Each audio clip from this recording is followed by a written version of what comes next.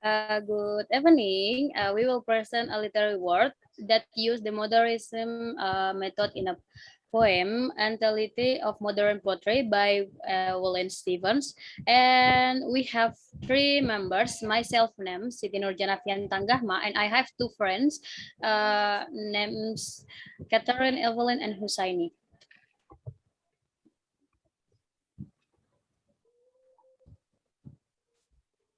Of Modern Poetry by Wallace Stevens, the poem of the mind in the acts of reading, what will suffice? It has not always had to fight. The skin was set. It repeat what was in the script. Then the traitor was changed to something else. It was a souvenir. It has to be living to learn the speech of the place. It has to face the man of the times and to meet the woman of the time. It has to think about war. It has to find what will suffice. It has to construct a new stage. It has to be on that stage and like an stable actor slowly and with meditation speak word that in the ear it the delicatest ear of the mind repeat exactly that which is what one to hear, at the sound of which an invisible audience listens not to the play but to itself, expressed in an emotional as of two people, as of two emotional becoming one. The actor is a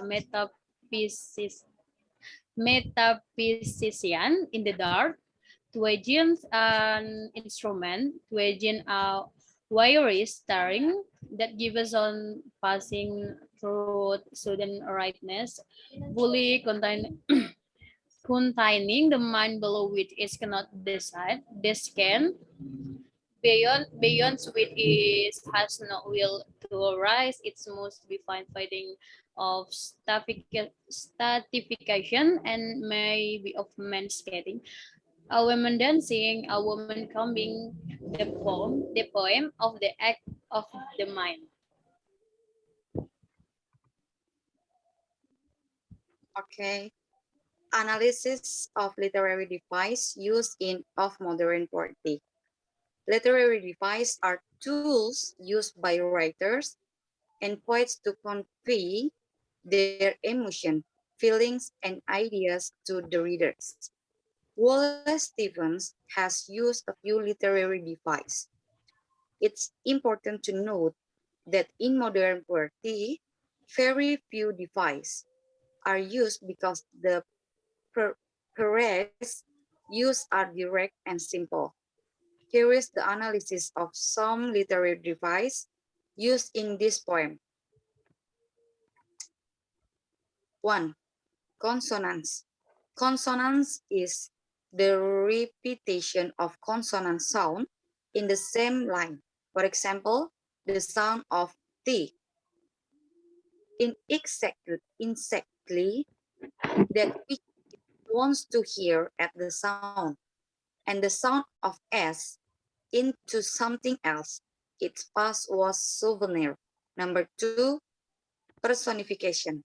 Personification is to give human qualities to inanimate objects. For example, it has to be on that state, like an insatiable actor.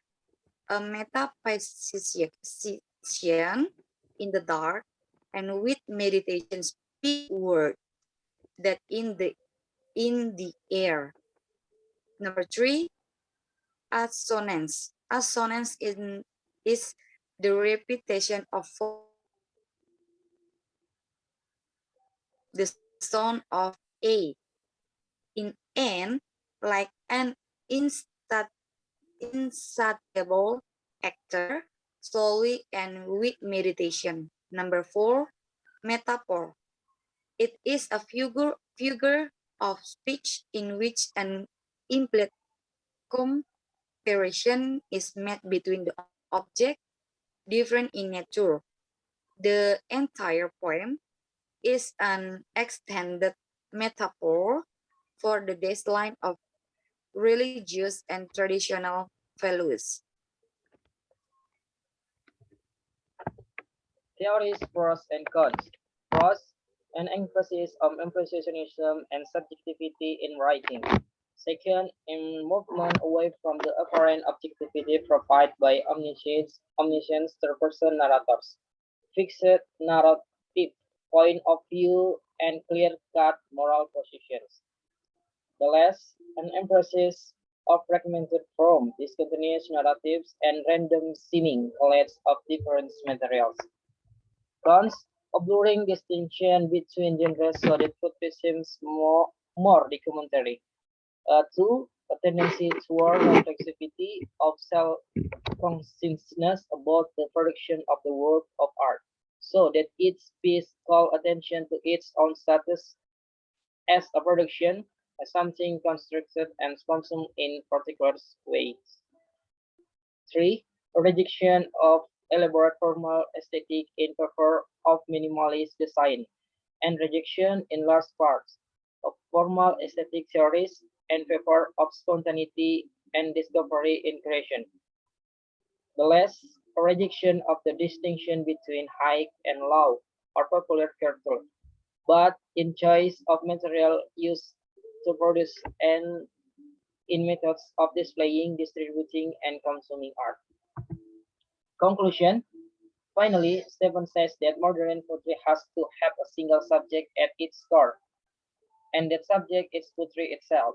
Modern poetry has to be about the act of writing poetry. More specifically, it has to be about making people feel better about their lives. Thank you. Thank you. Thank you.